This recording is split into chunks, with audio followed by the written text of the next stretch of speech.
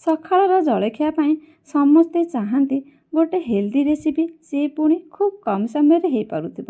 ଆଜି ଚାଲନ୍ତୁ ଘରେ ଥିବା ବହୁତ ହିଁ କମ୍ ସାମଗ୍ରୀରେ ଆଜି ଗୋଟେ ହେଲ୍ଦି ରେସିପି ବନେଇବା।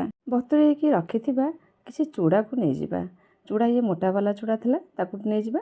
ତାପରେ ଆମେ ଶାଗୁଦାନା ନେଇଯିବା। ଶାଗୁଦାନା ବି ବତୁରେଇକି ରଖିଥିଲେ, ସେଥିରେ ଆମେ ମିଶାଇଦେବା ଗ୍ରେଟ୍ ହେଇଥିବା କିଛି ଗାଜର, ଗ୍ରେଟ୍ କରିକି ରଖିଥିବା କିଛି ବନ୍ଧାକୋବି, କାଟିକି ରଖିଥିବା କିଛି ଟମାଟୋ ସହିତ କଞ୍ଚା ଲଙ୍କା, ସ୍ୱାଦ ହିସାବରେ ପକାଇଦେବା ଲୁଣ।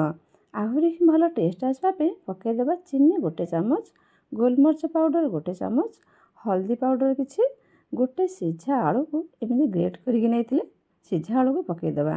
ତାପରେ ଆମେ ଯେ ଚୁଡ଼ା ଆଉ ଆଳୁ ସବୁ ମିଶିଛି ଭଲ ରୂପେ ଏସବୁକୁ ଆମେ ହାତରେ ଏମିତି ଚକଟି ଦେବା। ଚକଟି ସାରିଲା ପରେ ଏମିତି ହାତରେ କ'ଣ କରିବା, ଛୋଟ ଛୋଟ ଗୋଲ ଟାଇପ୍ର ସେଭ୍ କରିବା। ଆପଣମାନେ ଚାହିଁଲେ ଯେକୌଣସି ବି ସେଭ୍ କରିପାରିବେ। ଏପଟେ ଆମର ଆପେ ଷ୍ଟାଣ୍ଡ ବି ଗରମ ହେଇସାରିଛି।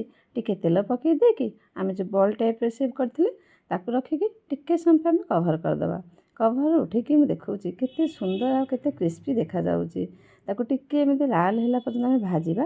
ଆପଣମାନେ ଚାହିଁଲେ ଆପେ ଷ୍ଟାଣ୍ଡ ନ କରିକି ଏମିତି ବି ଫ୍ରାଏ ପ୍ୟାନ୍ରେ ବି ଟିକି ଟାଇପ୍ର ସେଭ୍ ବି କରିପାରିବେ। ରେଡ଼ି ହେଇଗଲା ଆଜି ଆମର ଶାଗୁ ଆଉ ଚୁଡ଼ାର ଗୋଟେ ସ୍ୱାଦିଷ୍ଟ ଜଳଖିଆ। ଯେକୌଣସି ସକ୍ସ କିମ୍ବା ଚଟଣି ସହିତ ଖାଇଲେ ବହୁତ ହିଁ ଟେଷ୍ଟ ଲାଗିଥାଏ। ଆଶା କରୁଛି ଆଜିର ରେସିପିଟି ଆପଣମାନଙ୍କୁ ନିଶ୍ଚିନ୍ତ ରୂପେ ଭଲ ଲାଗିଥିବ।